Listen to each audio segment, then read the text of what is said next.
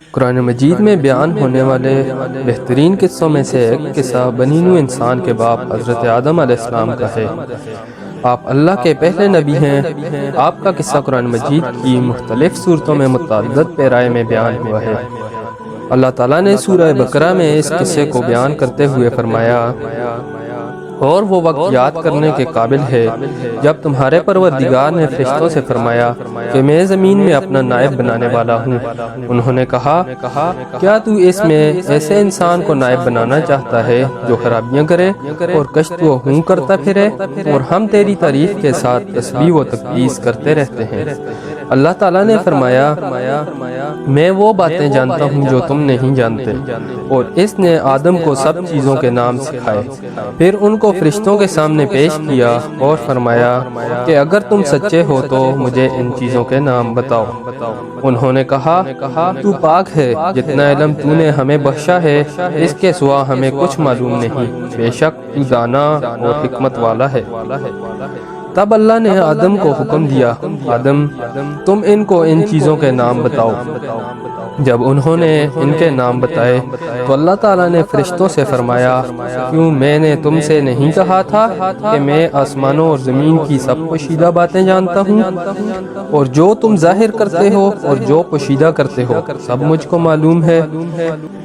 اور جب ہم نے فرشتوں کو حکم دیا کہ آدم کے آگے سجدہ کرو تو وہ سب سجدے میں گر پڑے، مگر شیطان نے انکار کیا اور غرور میں آ کر کافر ہو گیا۔ اور ہم نے کہا، اے آدم تم اور تمہاری بیوی جنت میں رہو اور جہاں سے چاہو بے روک و ٹوک کھاؤ پیو، لیکن اس درخت کے پاس نہ جانا، نہیں تو ظالموں میں داخل ہو جاؤ گے۔ پھر شیطان نے دونوں کو وہاں سے پھسلا دیا اور جس عیش و نشاط میں تھے اس سے ان کو نکلوا دیا۔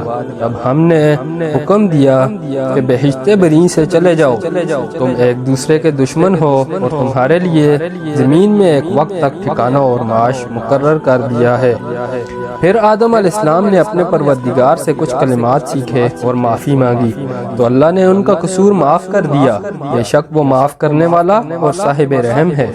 ہم نے فرمایا کہ تم سب یہاں سے اتر جاؤ، جب تمہارے پاس میری طرف سے ہدایت پہنچے تو اس کی پیروی کرنا، کہ جنہوں نے میری ہدایت کی پیروی کی ان کو نہ کچھ خوف ہوگا اور وہ نہ غمناک ہوں گے، اور جنہوں نے اس کو قبول نہ کیا اور ہماری آیتوں کو جھٹلایا وہ دوزخ میں جانے والے ہیں اور وہ ہمیشہ اس میں رہیں گے۔ اب ہم حضرت آدم علیہ السلام کے واقعہ کو تفصیلاً بیان کریں گے۔ اللہ تعالیٰ عیسائیوں کے عقیدہ ابنیت کے رد کے ساتھ ساتھ آدم علیہ السلام کی تخلیق کی وضاحت کرتے ہوئے ارشاد فرماتا ہے، عیسیٰ علیہ السلام کا حال اللہ کے نزدیک آدم کا سا ہے کہ اس نے پہلے مٹی سے ان کا قالب بنایا، پھر فرمایا انسان ہو جا تو وہ انسان ہو گئے۔ اسی طرح اللہ تعالیٰ نے سورہ حجر میں آدم علیہ السلام اور جنوں کی تخلیق کا تذکرہ فرمایا ہے، نیز ابلیس کے سجدے سے انکار کے بعد اس پر لعنت کی ہے۔ ابلیس نے لعنتی قرار پانے پر بنی آدم کی دشمنی کا اعلان کر دیا اور اللہ تعالیٰ سے تا قیامت اس کی مہلت طلب کی۔ اس واقعہ کو بیان کرتے ہوئے اللہ تعالیٰ فرماتا ہے، اور ہم نے انسان کو گنگناتے سڑے ہوئے گارے سے پیدا کیا ہے، اور جنوں کو اس سے پہلے بے دھواں کی آگ سے پیدا کیا تھا۔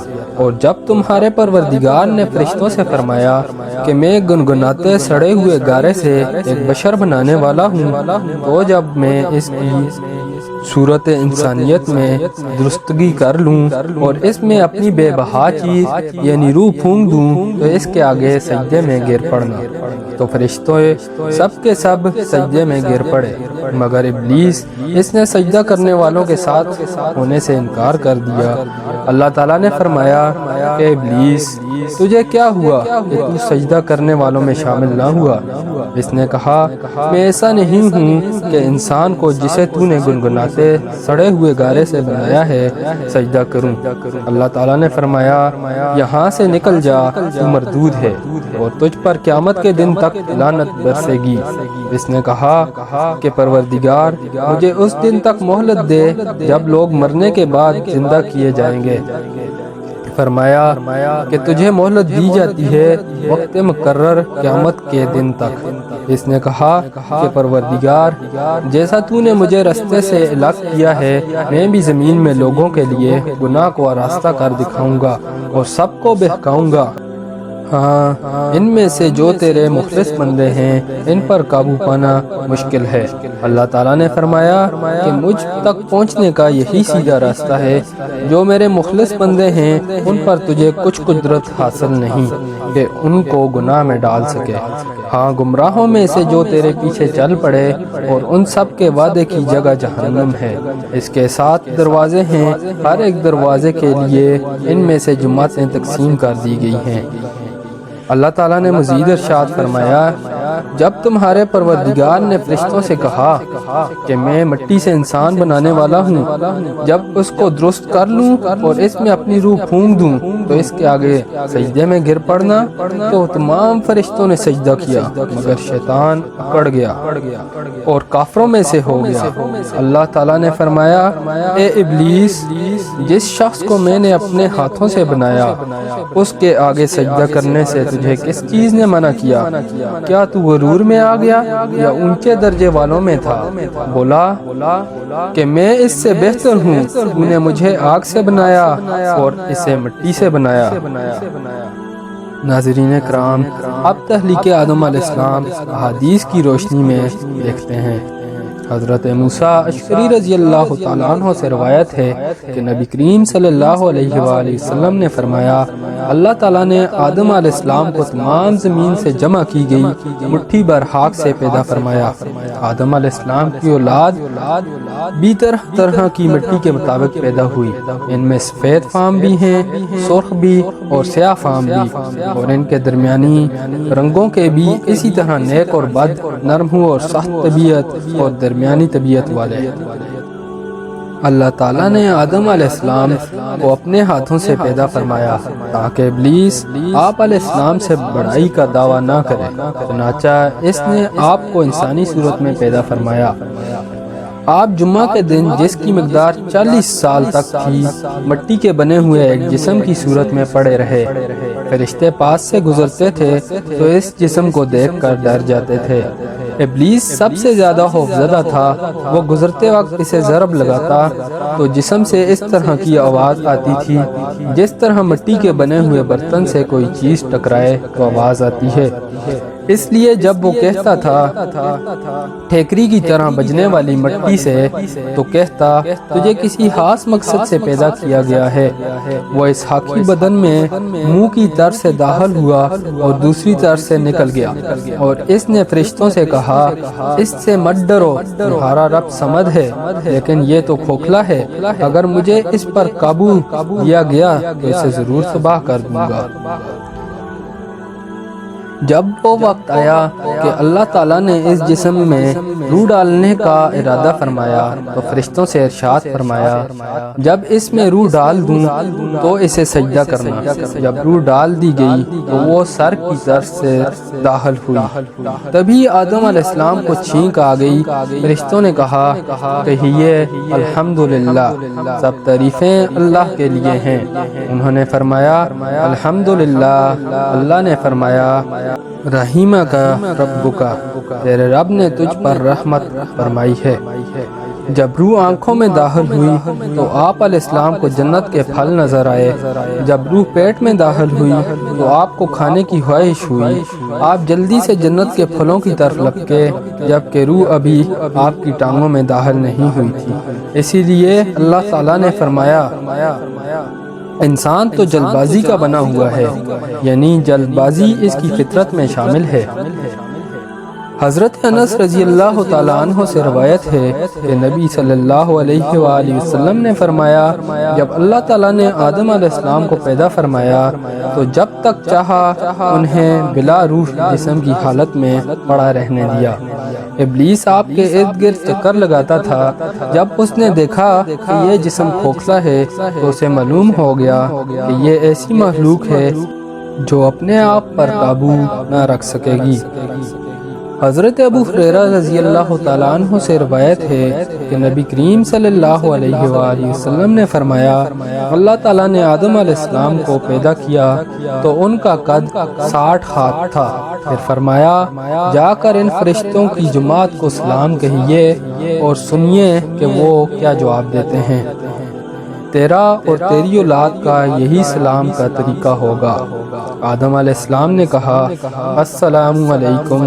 فرشتوں نے کہا، السلام علیکہ ورحمۃ اللہ، یعنی جواب میں رحمت اللہ کا اضافہ ہو گیا۔ جنت میں جو بھی داخل ہوگا وہ آدم علیہ السلام کی صورت پر یعنی 60 ہاتھ قد کا ہوگا۔ اس کے بعد اب تک مخلوق کے قد کاٹ میں کمی ہوتی آئی ہے۔ حضرت ابو ہریرہ رضی اللہ تعالیٰ عنہ سے مروی ہے کہ رسول اللہ صلی اللہ علیہ وآلہ وسلم نے فرمایا، بہترین دن اس میں سورج طلوع ہوتا ہے وہ جمعہ کا دن ہے۔ اس دن آدم علیہ السلام کو پیدا کیا گیا، اس دن انہیں جنت میں داخل کیا گیا، اس دن انہیں اس سے نکالا گیا اور اسی دن قیامت قائم ہوگی۔ اسی طرح ایک اور جگہ حضرت ابو ہریرہ رضی اللہ تعالیٰ عنہ بیان کرتے ہیں کہ آدم علیہ السلام جمعہ کے دن آخری گھڑی میں پیدا کیے گئے۔ اللہ تعالیٰ نے آدم علیہ السلام کو اپنے ہاتھ مبارک سے تحریک فرما کر بلند مرتبہ عطا کیا، پھر فرشتوں سے آپ کو سجدہ کروا کر اس شرف و منزلت کا اظہار فرمایا۔ ارشاد باری تعالیٰ ہے، اور جب ہم نے فرشتوں کو حکم دیا کہ آدم کے آگے سجدہ کرو تو وہ سب سجدے میں گر پڑے، مگر شیطان نے انکار کیا اور غرور میں آ کر کافر بن گیا۔ یہ اللہ تعالیٰ کی طرف سے آدم علیہ السلام کی بہت بڑی عزت افزائی کا بیان ہے کہ انہیں اللہ تعالیٰ نے اپنے ہاتھ سے پیدا کیا اور ان میں اپنی روح ڈالی، جیسے کہ ارشاد ہے، تو جب میں اسے پورا بنا چکوں اور اس میں اپنی روح پھونک دوں تو تم سب اس کے لیے سجدے میں گر پڑنا۔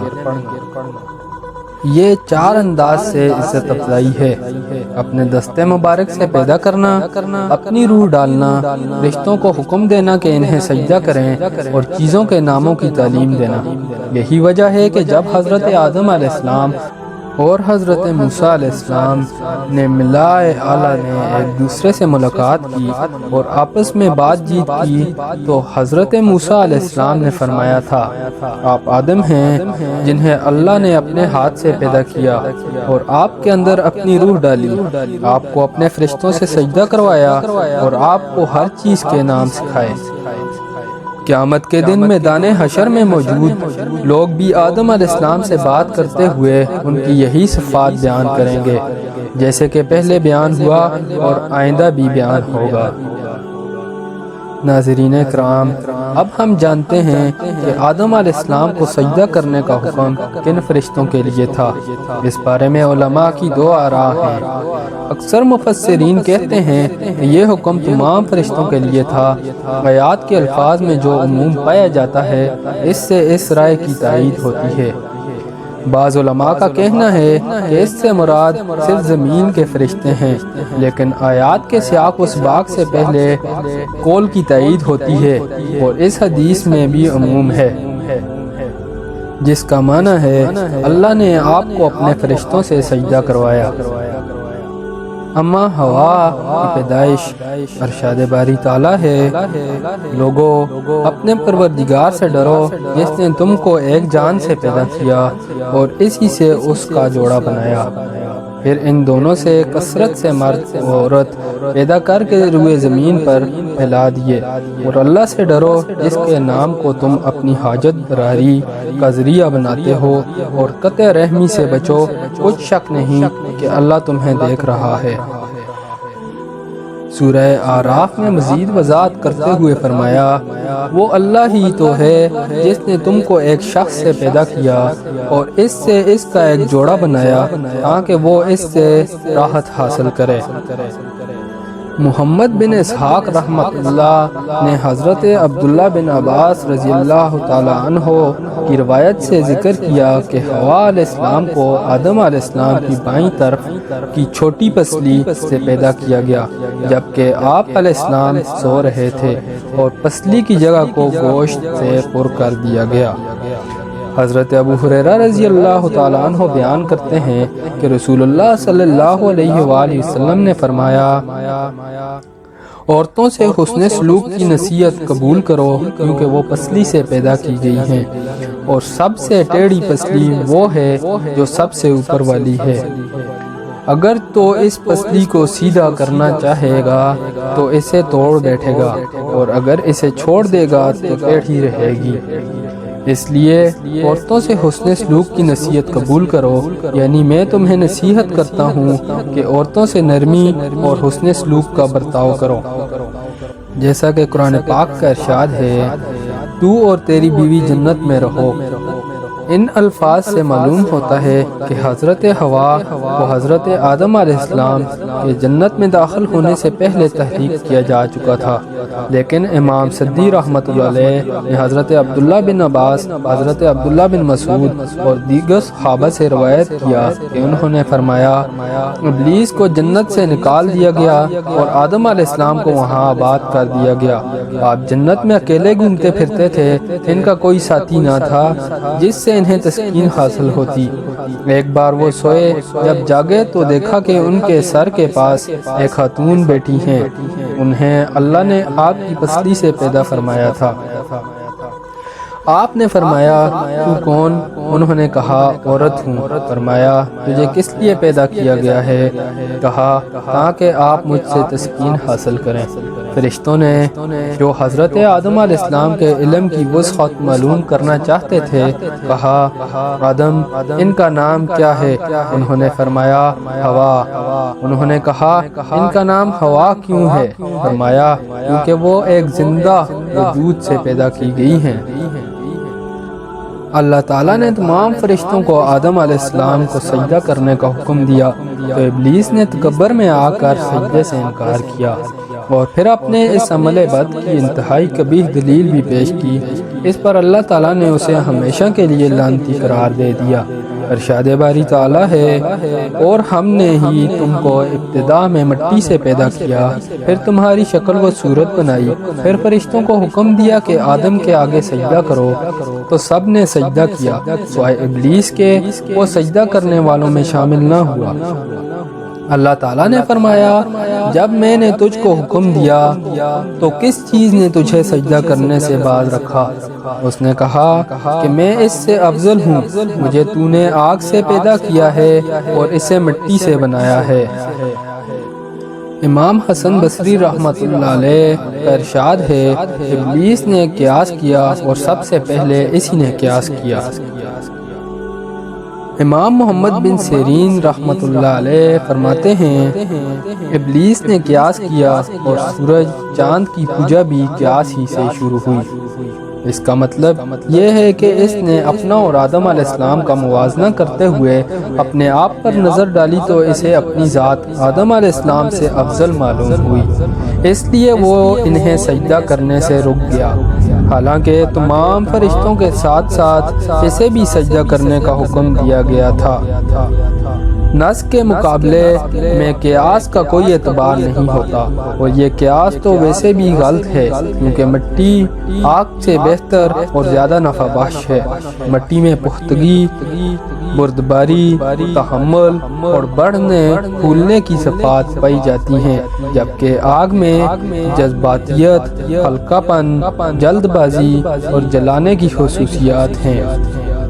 حضرت آدم علیہ السلام کو یہ شرف بھی حاصل تھا کہ انہیں اللہ تعالیٰ نے اپنے ہاتھ سے پیدا فرما کر ان میں اپنی روح پھونکی تھی، اسی لیے فرشتوں کو حکم دیا تھا کہ انہیں سجدہ کریں۔ ابلیس اس لیے لعنت کا مستحق ہوا کہ اس کے طرز عمل میں آدم علیہ السلام کی تنقیص و تحقیر اور ان پر فخر و تعالی کا اظہار ہے۔ حکم الہی کی مخالفت ہے، جبکہ آدم علیہ السلام کا نام لے کر سجدہ کرنے کا حکم دیا گیا تھا۔ پھر اس نے جو عذر پیش کیا وہ بھی بیکار، بلکہ عذر گناہ بدتر از گناہ کا آئینہ دار ہے۔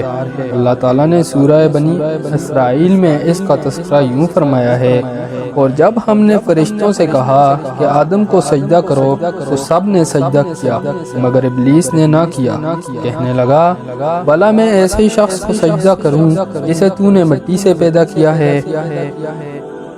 پھر ازراہ طنز کہنے لگا دیکھ تو یہی وہ ہے جسے تو نے مجھ پر فضیلت دی ہے، اگر تو مجھ کو قیامت کے دن تک مہلت دے تو میں تھوڑے سے شخصوں کے سوا اس کی تمام اولاد کی جڑ کاٹتا رہوں گا۔ اللہ تعالیٰ نے فرمایا یہاں سے چلا جا، جو شخص ان میں سے تیری پیروی کرے گا تو تم سب کی سزا جہنم ہے اور وہ پوری سزا ہے، اور تو ان میں سے جس کو بہکا سکے اپنی آواز سے بہکاتا رہے اور ان پر اپنے سواروں اور پیادوں کو چڑھا کر لاتا رہے اور ان کے مال اور اولاد میں شریک ہوتا رہے اور ان سے وعدے کرتا رہے، اور شیطان ان سے جو وعدے کرتا ہے وہ سب دھوکہ ہے۔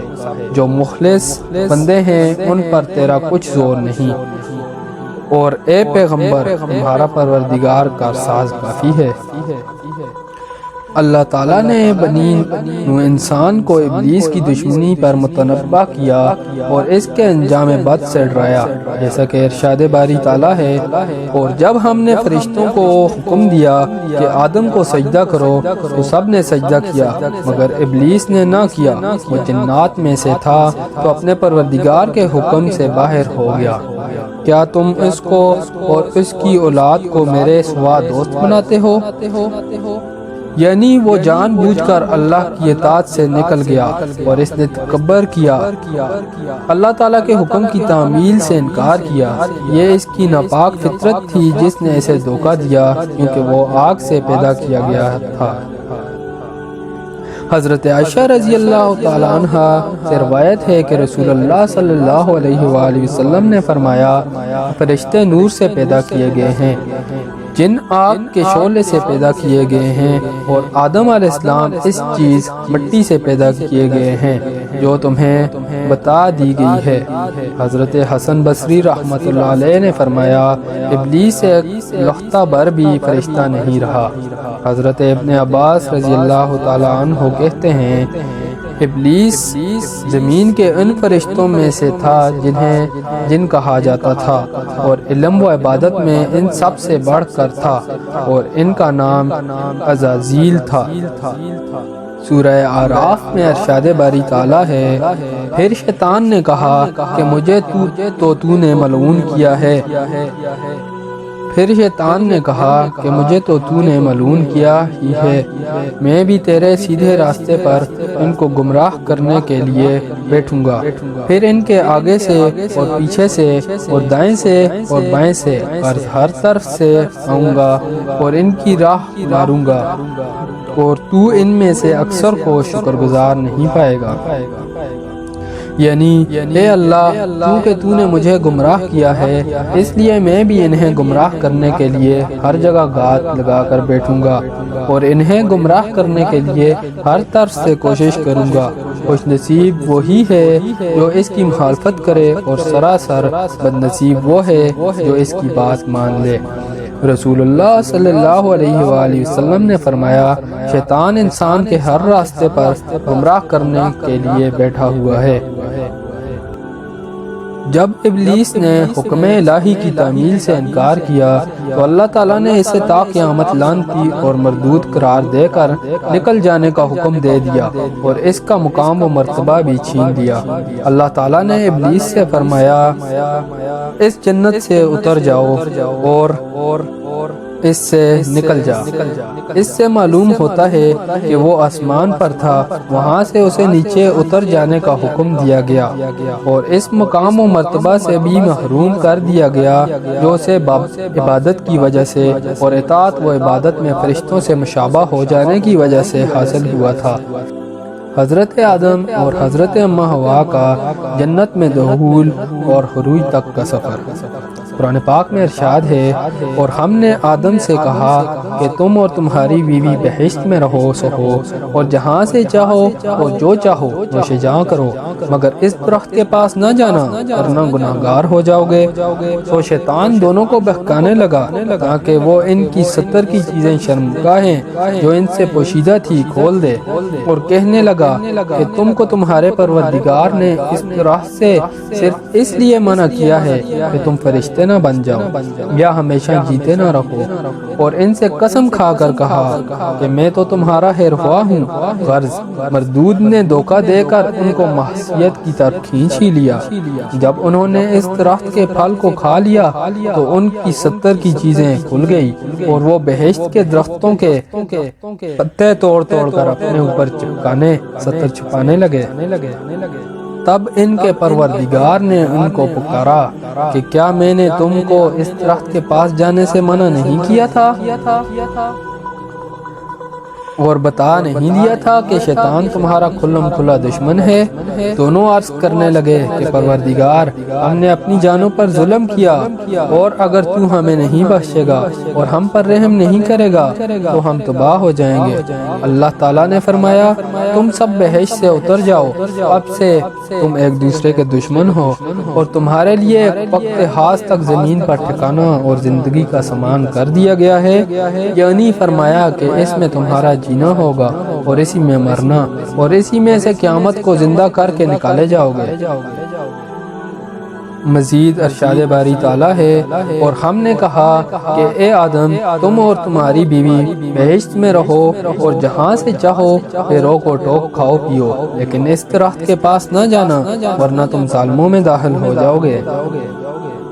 جنت میں جس درخت کے قریب جانے سے حضرت آدم علیہ السلام کو روکا گیا، یہ درخت کون سا تھا؟ اس کے بارے میں مفسرین کی مختلف آراء ہیں۔ بعض علماء کے نزدیک وہ انگور کی بیل تھی، یہود کی رائے میں وہ گندم تھی۔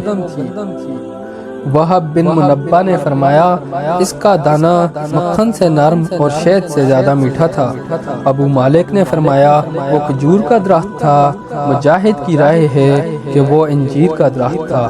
ابو العالیہ رحمۃ اللہ علیہ نے فرمایا یہ کوئی ایسا درخت تھا کہ اس کو کھانے سے قضائے حاجت کی ضرورت پیش آتی تھی، اور جنت کی زمین میں قضائے حاجت مناسب نہیں۔ یہ اختلاف معمولی ہے، اللہ تعالیٰ نے اس درخت کا تعین نہیں فرمایا۔ اگر اس کے تعین میں کوئی حکمت ہوتی تو اللہ تعالیٰ متعین طور پر بیان فرما دیتا، لہٰذا اس میں رائے زنی سے اجتناب بہتر ہے۔ اس کے علاوہ اس مسئلہ میں بھی اختلاف ہے کہ حضرت آدم علیہ السلام کو جس جنت میں ٹھہرایا گیا تھا، کیا وہ آسمان والی جنت ہے یا وہ زمین میں کوئی باغ تھا؟ اکثر علماء کی رائے یہ ہے یہ جنت آسمان میں ہے اور اس کا نام جنت الماوا یا جنت الخلد ہے۔ قرآن مجید کی آیات اور احادیث نبویہ کے الفاظ کا ظاہری مفہوم اس کی تائید کرتا ہے، جیسا کہ ارشاد باری تعالیٰ ہے، ہم نے کہا اے آدم تو اور تیری بیوی جنت میں رہو۔ اس آیت میں جنت سے مراد وہی جنت ہو سکتی ہے جو شریعت نے بتائی ہے، یعنی جنت الماوا، جیسے آدم اور موسیٰ علیہ السلام کے درمیان بات چیت کے دوران میں موسیٰ علیہ السلام نے فرمایا آپ نے اپنے آپ کو اور ہم سب کو جنت سے کیوں نکلوا دیا؟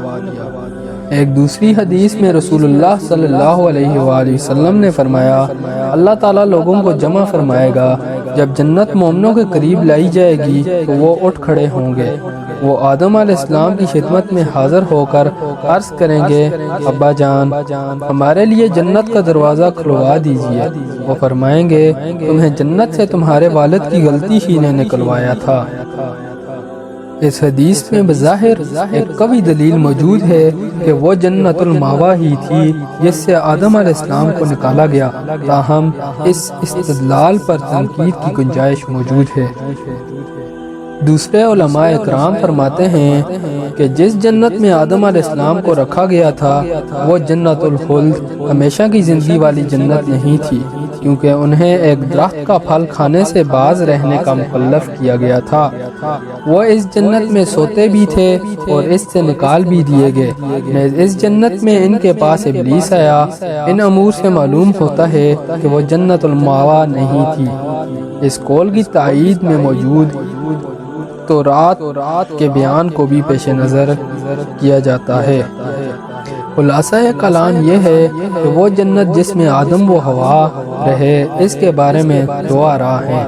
وہ جنت الخلد ہے، وہ کوئی اور جنت تھی جو اللہ تعالیٰ نے ان کے لیے تیار کی اور اس میں ان کی آزمائش ہوئی۔ وہ جنت الخلد نہیں، اس لیے کہ جنت الخلد دار الامتحان نہیں، دار الجزا ہے۔ دوسرے قول کے قائلین میں پھر اختلاف ہے۔ ایک قول یہ ہے کہ وہ جنت آسمان میں تھی کیونکہ اللہ تعالیٰ نے انہیں اس سے نیچے اتارا۔ دوسرا قول یہ ہے کہ وہ زمین میں تھی کیونکہ اللہ تعالیٰ نے آزمائش کے طور پر انہیں ایک خاص درخت سے منع فرمایا تھا، دوسرے درختوں کے پھلوں سے نہیں، اور یہ واقعہ ابلیس کو سجدہ کا حکم دیے جانے کے بعد کا ہے۔ دوسرے قول والوں کی طرف سے ایک سوال اٹھایا گیا ہے جس کا جواب دینے کی ضرورت ہے۔ وہ کہتے ہیں یقینی بات ہے کہ جب ابلیس نے آدم علیہ السلام کو سجدہ کرنے سے انکار کیا تو اللہ تعالیٰ نے اسے جنت سے نکل جانے کا حکم دے دیا، اور یہ حکم قانونی حکم کی حیثیت نہیں رکھتا تھا جس کی تعمیل بھی ممکن ہوتی ہے اور عدم تعمیل بھی، بلکہ یہ تنفیذی حکم تھا جس کی عدم تعمیل اور اس سے سرتابی ممکن نہیں۔ اس لیے فرمایا نکل جا یہاں سے ذلیل و خوار ہو کر، اور فرمایا اس سے اتر جا، تجھے کوئی حق نہیں کہ تو اس میں رہ کر تکبر کرے، اور فرمایا سو اس سے نکل جا کیونکہ تو مردود ہے۔ ان آیات میں اس سے مراد جنت یا آسمان یا درجہ ہے، جو مطلب بھی لیا جائے بہرحال وہ اس جگہ میں موجود نہیں رہ سکتا۔ جس سے نکال دیا گیا اور دور کر دیا گیا ہے وہ نہ وہاں رہ سکتا ہے نہ اس کا وہاں سے گزر ہو سکتا ہے۔ وہ یہ بھی کہتے ہیں قرآن مجید کی آیات کا ظاہر مفہوم یہ ہے کہ ابلیس نے آدم علیہ السلام کے دل میں وسوسہ ڈالا اور انہیں مخاطب کر کے کہا بلا میں تم کو ایسا درخت بتاؤں جو ہمیشہ کی زندگی کا ثمر دے اور ایسی بادشاہت کہ کبھی زائل نہ ہو، اور کہا تم کو تمہارے پروردگار نے اس درخت سے صرف اس لیے منع کیا ہے کہ تم فرشتے نہ بن جاؤ یا ہمیشہ جیتے نہ رہو، اور ان سے قسم کھا کر کہا کہ میں تو تمہارا خیرخواہ ہوں۔ عرض مردود نے دھوکہ دے کر ان کو معصیت کی طرف کھینچ ہی لیا۔ ان آیات سے معلوم ہوتا ہے کہ وہ ان کی جنت میں ان کے ساتھ موجود تھا۔ اس کا جواب یہ دیا گیا ہے کہ عین ممکن ہے وہ جنت میں سے گزرتے ہوئے ان سے ملا ہو، اس کے لیے ضروری نہیں کہ وہ بھی جنت میں ٹھہرا ہو، اور یہ بھی ہو سکتا ہے کہ اس نے جنت کے دروازے پر کھڑے ہو کر یا آسمان کے نیچے سے آدم و حوا علیہ السلام کے دل میں یہ وسوسہ ڈالا ہو۔ شیطان نے حضرت آدم علیہ السلام سے دشمنی کا عملی مظاہرہ کرتے ہوئے انہیں جنت سے نکلوا دیا، نہایت مکر سے انہیں گمراہ کیا اور اپنے رب کی نافرمانی پر آمادہ کیا، جس کی سزا میں آدم علیہ السلام کو جنت اور اس کی نعمتوں سے محروم اور دکھوں کی جگہ زمین میں آباد ہونا پڑا۔ اللہ تعالیٰ نے فرمایا شیطان نے انہیں اس سے بہکا دیا، یعنی جنت سے، پھر انہیں اس سے نکال دیا جس میں وہ تھے، یعنی نعمت، راحت اور سرور سے نکال کر محنت، مشقت اور مصیبت والی دنیا میں پہنچا دیا۔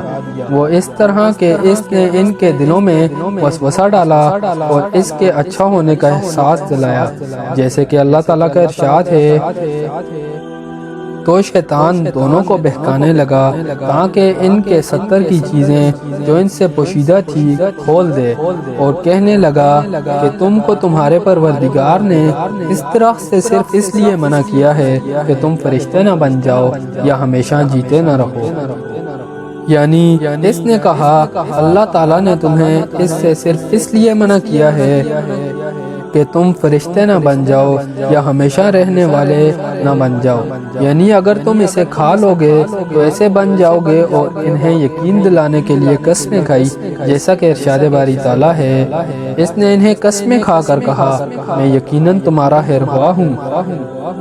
ایک اور آیت میں ارشاد ہے تو شیطان نے اس کے دل میں وسوسہ ڈالا اور کہا کہ آدم بھلا میں تم کو ایسا درخت بتاؤں جو ہمیشہ کی زندگی کا ثمر دے اور ایسی بادشاہت کہ کبھی زائل نہ ہو۔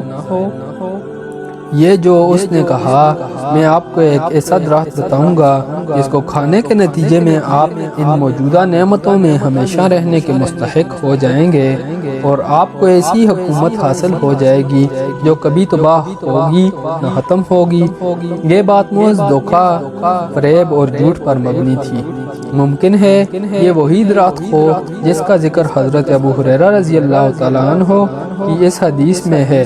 رسول اللہ صلی اللہ علیہ وآلہ وسلم نے فرمایا جنت میں ایک درخت ہے جس کے سائے میں ایک سوار 100 سال تک چلتا رہے تو اسے طے نہ کر سکے گا۔ فرمان الہی ہے پس مردود نے دھوکہ دے کر ان کو معصیت کی طرف کھینچ ہی لیا۔ جب انہوں نے اس درخت کے پھل کو کھا لیا تو ان کے 70 کی چیزیں کھل گئیں، اور وہ بہشت کے درختوں کے پتے توڑ توڑ کر اپنے اوپر چپکانے اور 70 چھپانے لگے۔ اسی کی بابت میں مزید فرمایا سو دونوں نے اس درخت کا پھل کھا لیا تو ان پر ان کی شرمگاہیں ظاہر ہو گئی، اور وہ اپنے بدنوں پر بہشت کے پتے چپکانے لگے۔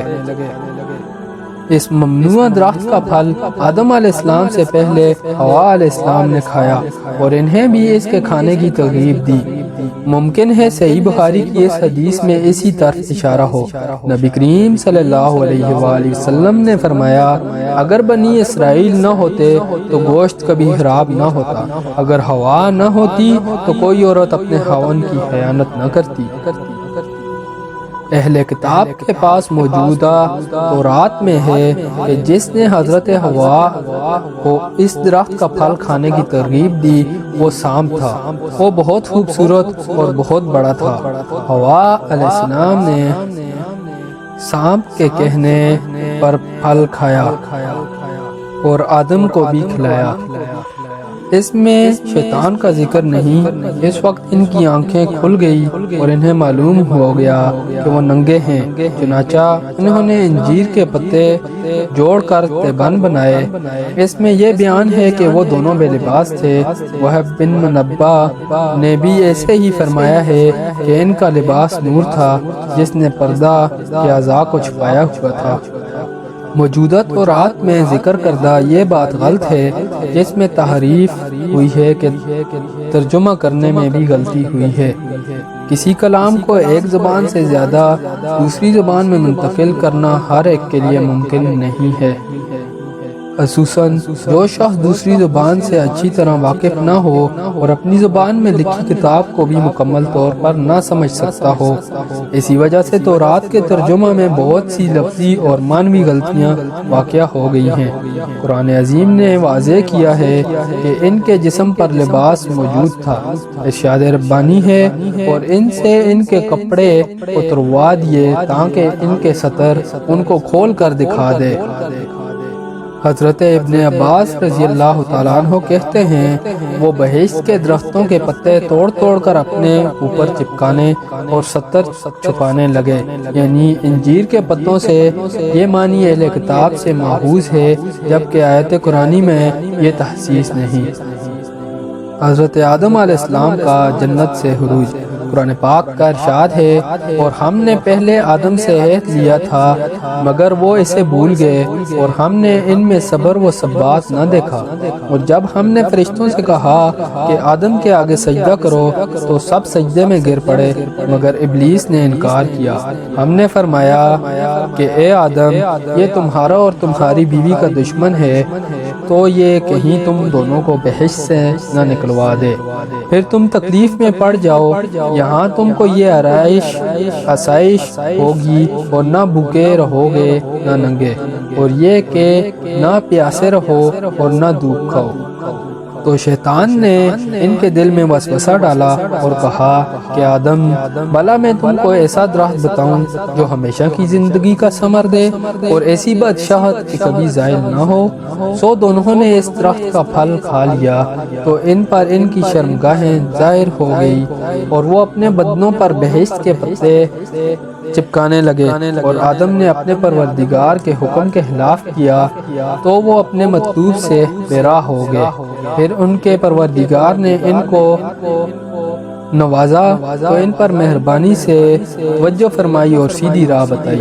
فرمایا کہ تم دونوں یہاں سے اگٹھے نیچے اتر جاؤ، تم میں سے بعض کے دشمن ہوں گے، پھر اگر میری طرف سے تمہارے پاس ہدایت آئے تو جو شخص میری ہدایت کی پیروی کرے گا وہ نہ گمراہ ہوگا اور نہ تکلیف میں پڑے گا، اور جو میری نصیحت سے منہ پھیرے گا اس کی زندگی تنگ ہو جائے گی، اور قیامت کو ہم اسے اندھا کر کے اٹھائیں گے۔ وہ کہے گا کہ میرے پروردگار، تو نے مجھے اندھا کر کے کیوں اٹھایا؟ میں تو دیکھتا بالتا تھا۔ اللہ فرمائے گا کہ ایسا ہی چاہیے تھا، تیرے پاس ہماری آیتیں آئی تو تو نے ان کو بھلا دیا، اس طرح آج تجھے بھلا دیا جائے گا۔ دوسرے مقام پر یوں فرمایا، تم سب بہشت سے اتر جاؤ، اب سے تم ایک دوسرے کے دشمن ہو، اور تمہارے لیے ایک وقت خاص تک زمین پر ٹھکانہ اور زندگی کا سامان کر دیا گیا ہے۔ یہ ارشاد آدم، حوا اور ابلیس کو مخاطب کر کے فرمایا گیا۔ ایک قول کے مطابق سام بھی اس میں شامل تھا۔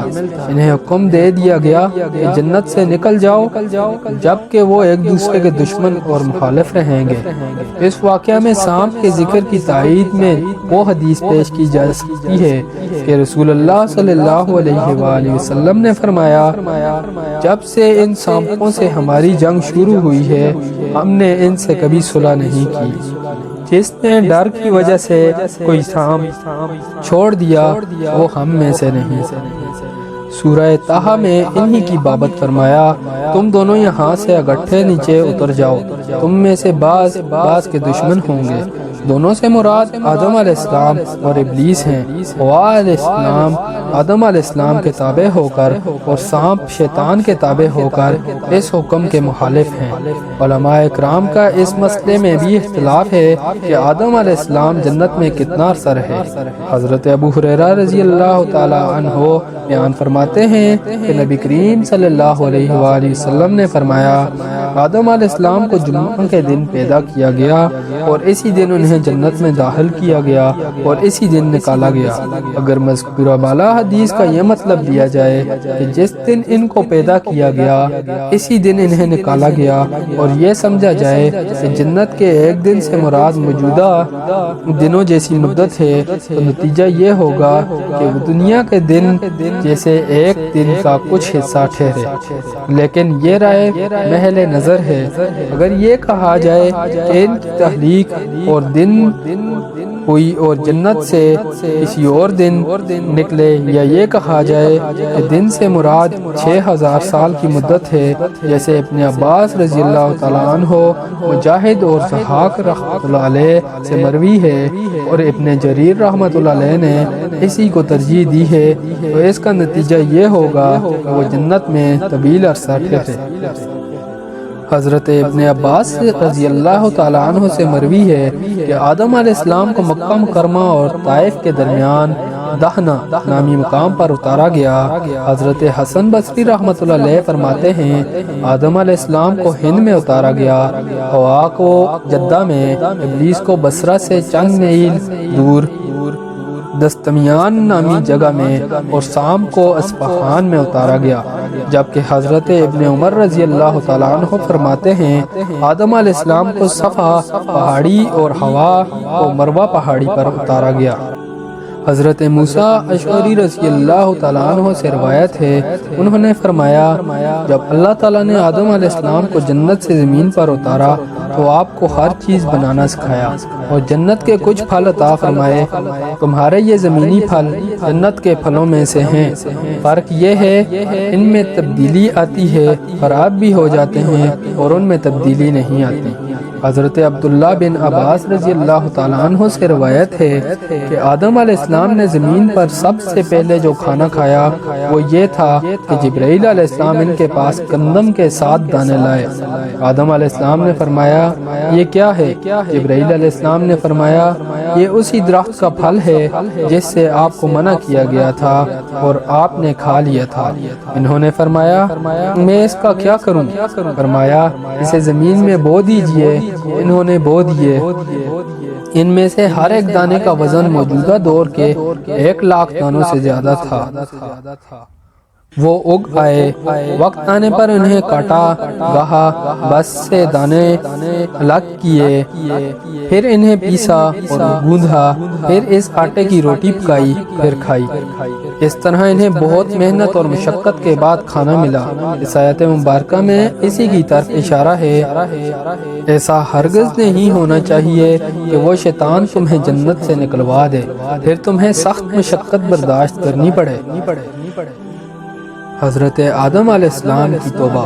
اللہ تعالیٰ نے جب انہیں جنت اور راحت و سکون والی جگہ سے نکال کر مشقت اور محنت والی زندگی مہیا کی تو انہیں اپنی غلطی کا احساس ہوا اور وہ اللہ کی طرف متوجہ ہوئے، جس کا ذکر اللہ تعالیٰ نے قرآن مجید میں یوں فرمایا ہے کیا میں نے تم کو اس درخت کے پاس جانے سے منع نہیں کیا تھا اور جتا نہیں دیا تھا کہ شیطان تمہارا کھلم کھلا دشمن ہے؟ دونوں عرض کرنے لگے کہ پروردگار ہم نے اپنی جانوں پر ظلم کیا اور اگر تو ہمیں نہیں بخشے گا اور ہم پر رحم نہیں کرے گا تو ہم تباہ ہو جائیں گے۔ آدم علیہ السلام نے یہ کلمات اللہ تعالیٰ سے ہی سیکھے تھے، جیسا کہ قرآن مجید میں اس کی وضاحت ہے۔ پھر آدم نے اپنے پروردگار سے کچھ کلمات سیکھے۔ ان الفاظ میں اپنی غلطی کا اعتراف ہے، اللہ تعالیٰ کی طرف توجہ ہے، اس کے سامنے عجز و نیاز اور تذلل کا اظہار ہے، اور اس مشکل گھڑی میں اللہ تعالیٰ کی طرف محتاجی کا اقرار ہے۔ آدم علیہ السلام کی اولاد میں سے جس شخص کو یہ راز سمجھ میں آ گیا اس کی دنیا بھی سنور جائے گی اور آخرت بھی۔